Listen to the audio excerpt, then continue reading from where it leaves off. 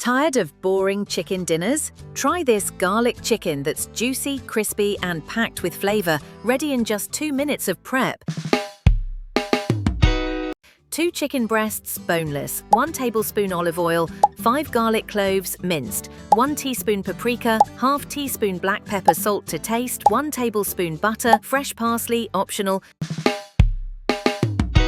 Slice chicken breasts into thin strips, sprinkle with salt, pepper, and paprika. Toss to coat. In a pan, heat olive oil and butter. Add minced garlic, sauté for 30 seconds until fragrant. Add chicken to the pan. Cook on high heat for 4–5 minutes, flipping halfway. Chicken should be golden outside and juicy inside. Sprinkle fresh parsley, optional, and serve hot with rice, pasta, or bread.